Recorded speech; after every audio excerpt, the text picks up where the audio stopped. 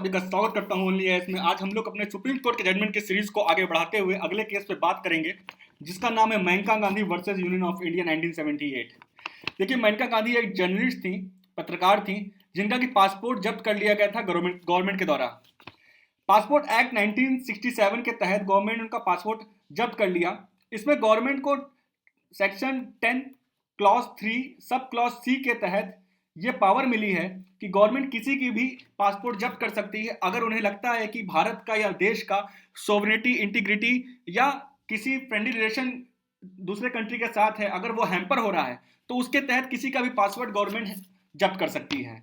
But इसी के साथ सेक्शन 10 क्लॉज 5 में यह भी बोला गया है कि गवर्नमेंट को रीजन बताना पड़ेगा सिटीजन को कि किस रीजन के कारण उनका पासपोर्ट जब्त किया जा रहा है। बट उसमें एक एक्सेप्शन भी है, सेक्शन 10 क्लॉज 5 में एक एक्सेप्शन भी है कि गवर्नमेंट रीजन नहीं बता सकती, नहीं बताने को कॉम्पेल है अगर सोवरेनिटी, इंटीग्रिटी या पब्लिक इंटरेस्ट में नहीं है वो, या पब्लिक इंटरेस्ट को खतरा है। ठीक है, तो बेसिकली हम पासपोर्ट एक्ट 1967 के बारे में जाने, जिसमें कि दो सेक्शन है।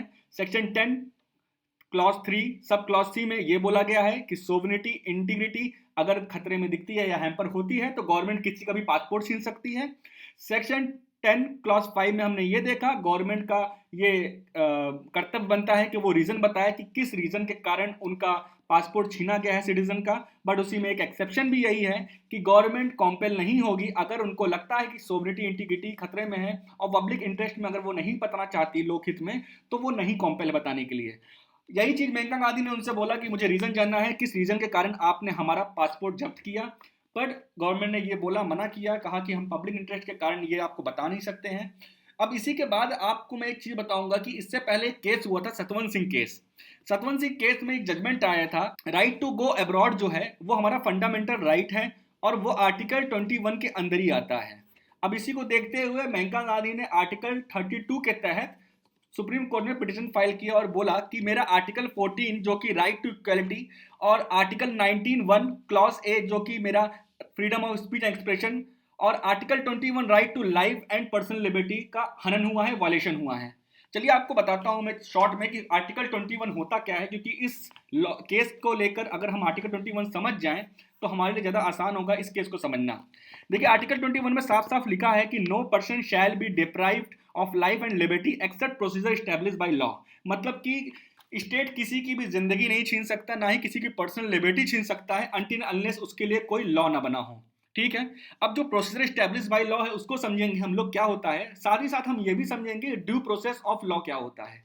देखिए, प्रोसीजर एस्टैब्लिश बाय लॉ जो होता है उसके अंदर सुप्रीम कोर्ट एग्जीक्यूटिव एक्शन को मॉनिटर कर सकती है। मतलब कि मान लीजिए प्रोसीजर एस्टैब्लिश बाय लॉ में यह है कि अगर किसी को सजा मिली है, अब सुप्रीम कोर्ट के पास ये पावर है कि जो उसको सजा मिली है क्या लॉ को पूरा फॉलो किया गया है और तब सजा दी गई है कि नहीं, इसको मॉनिटर कर सकता है supreme court. Due process law में क्या है कि सुप्रीम कोर्ट को यह पावर है, एग्जीक्यूटिव एक्शन तो मॉनिटर कर ही सकती है, साथ ही साथ ये भी देख सकती है कि लॉ आर्बिट्री तो नहीं है या बहुत रिग्रेस तो नहीं है, कि लॉ लॉजिक है उसमें या रीजनेबल है लॉ की नहीं। ठीक है, तो प्रोसीजर एस्टैब्लिश बाय लॉ और ड्यू प्रोसेस लॉ में ये डिफरेंस है कि प्रोसीजर एस्टैब्लिश बाय लॉ में एग्जीक्यूटिव एक्शन को मॉनिटर करेगी सुप्रीम कोर्ट और ड्यू प्रोसेस लॉ में सुप्रीम कोर्ट एग्जीक्यूटिव एक्शन को तो मॉनिटर करेगी, साथ ही साथ ये भी देखेगी कि जो लॉ फॉलो किया गया है या जो लॉ एग्जिस्ट कर रहा है, जिस लॉ के तहत सजा दी गई है, क्या वो रीजनेबल है या लॉजिकल है कि नहीं। ठीक है, फेयर है कि नहीं। अब मैंने आपको ये कॉन्सेप्ट जो बता दिया, अब क्वेश्चन यही उठा कि क्या राइट टू गो अब्रॉड एक पर्सनल लिबर्टी है कि नहीं। जैसे मैंने आपको बताया सतवंत सिंह केस में सुप्रीम कोर्ट ने पहले ही बोल दिया था कि आपका ये राइट टू लाइफ और लिबर्टी के अंदर आता है, आर्टिकल 21 के अंदर आता है।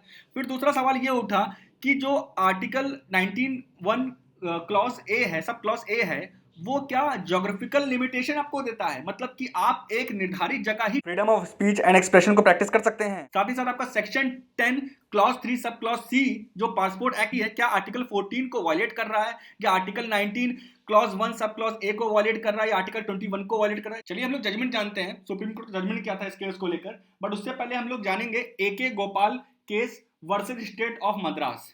इसमें जजमेंट ये आया था मेजॉरिटी जो जजमेंट आया था, मेजॉरिटी जो व्यू आया था इस केस में, वो ये बोला गया कि हम ड्यू प्रोसेस लॉ को नहीं फॉलो करेंगे, हम सिर्फ प्रोसीजर स्टैब्लिश बाय लॉ को फॉलो करेंगे। आपको मैंने अभी बताया ड्यू प्रोसेस ऑफ लॉ क्या होता है, प्रोसीजर स्टैब्लिश बाय लॉ क्या होता है। तो इसमें बेसिकली यही था कि ड्यू प्रोसेस लॉ को फॉलो नहीं करेंगे, हम प्रोसीजर स्टैब्लिश बाय लॉ को ही फॉलो करेंगे। बट इसी में एक जज थे जिनका एक माइनॉरिटी व्यू था, मतलब कि सिर्फ उनका ये व्यू था, उनका जो जजमेंट देना था, जो उन्होंने दिया जजमेंट, ठीक है, उन्होंने ये बोला, जो जस्टिस फैजल अली थे, उन्होंने बोला हमें ड्यू प्रोसेस लॉ ही फॉलो करना चाहिए आर्टिकल 21 के केस में, क्योंकि उस जो लॉ है उसकी आर्बिट्रेनेस को भी चेक करना बहुत जरूरी है। अगर हम लॉ के आर्बिट्रेशनस को चेक नहीं करेंगे, आर्बिट्रीनेस को चेक नहीं करेंगे, तो ये सिटीजन के लिए दिक्कत हो सकती है। अब इसी केस का रेफरेंस लेते हुए, इस केस जो ये जजमेंट आया था, मेजॉरिटी तो ने कह दिया कि ड्यू प्रोसेस लॉ को फॉलो नहीं करेंगे हम, बट जो एक माइनॉरिटी जजमेंट था इसके अंदर, मतलब कि जो जस्टिस फैजल अली ने कहा था, इन्हीं के व्यू को इंस्पायर होते हुए जो मेनका गांधी केस में जजमेंट आया कि हम ड्यू प्रोसेस लॉ का जो एसेंस है उसको आर्टिकल 21 के केस में देखेंगे। प्रोसीजर स्टैब्लिश बाय लॉ तो रहेगा ही रहेगा हमारा, साथ ही साथ ड्यू प्रोसेस लॉ का एसेंस भी रहेगा कि हम एग्जीक्यूटिव एक्शन को तो मॉनिटर करेंगे, साथ ही साथ हम इसका जो आर्बिट्रेरीनेस है लॉ का वो भी चेक करेंगे। ठीक है, अब सुप्रीम कोर्ट ने यह बोला कि भैया देखिए, आप फ्रीडम ऑफ स्पीच जो एक्सप्रेशन है वो उसका कोई जियोग्राफिकल लिमिटेशन नहीं है। आप तो सुप्रीम कोर्ट ने फिर यह भी बोला कि जो हमारा प्रोसीजर स्टैब्लिश बाय लॉ है उसके साथ ही साथ हम इसका ड्यू प्रोसेस लॉ को भी, उसका एसेंस को आर्टिकल 21 के अंदर रखेंगे, जैसा कि मैंने आपको बताया। साथ ही साथ उन्होंने ये भी बोला कि section 10 clause 3 sub clause C जो है वो आर्टिकल 14, 19 और 21 को वायलेट नहीं करता है, क्योंकि सेक्शन में ये मेंशन है कि गवर्नमेंट को रीजन बताना होगा कि किस बेसिस पे उन्होंने इनका पासपोर्ट छीना, सिटीजन का पासपोर्ट जब्त किया। ठीक है, बट उसमें जो एक्सेप्शन दिया है वो अलग बात हो गई, बट उन्होंने राइट तो दिया ही है ना। अब उसके लिए अगर रीजन नहीं बताएंगे तो उसके लिए कोर्ट तो आ ही सकते हैं, तो फिर वो वायलेट कैसा हुआ? आपको तो राइट मिला है, कोर्ट आइए आप। तो उनका कहना जजमेंट में यही था कि section 10 clause 3 sub clause C violet नहीं करता है 14, 19, 21 को। अब सुप्रीम कोर्ट ने यह भी बोला कि अगर आर्टिकल 14, 19, 21 इन तीनों में से अगर कोई एक भी आर्टिकल वायलेट होता है तो हम एज अ होल तीनों आर्टिकल को वायलेट मानेंगे। मतलब कि अगर 19 वायलेट हो रहा है या 14 कोई भी एक वायलेट होता है तो एज अ होल हम मानेंगे तीनों का वायलेशन हुआ है। ठीक है, उन्होंने ये भी बोला कि जो आर्टिकल 21 है उसका एम्पलीट्यूड बहुत वाइडेस्ट है, वो एक बहुत वाइडेस्ट टर्म है, उसके अंदर बहुत ज़्यादा ब्रॉड अगर करके देखिए सब कुछ आ सकता है। क्योंकि देखिए right to life and liberty जो है, अगर उसको हम सिर्फ एक टर्म में कंसीडर करें तो वो कभी हम प्रैक्टिस कर ही नहीं सकते। अब जीने के लिए और फ्रीडम के लिए हमें खाना, सोना, राइट टू शेल्टर, ये सब भी जरूरी है ना, इन्वायरमेंट सही होना जरूरी है। तो इसका जो टर्म है, वो उसका जो व्यू है या एम्पलीट्यूड क्या है, वो बहुत वाइडेस्ट है।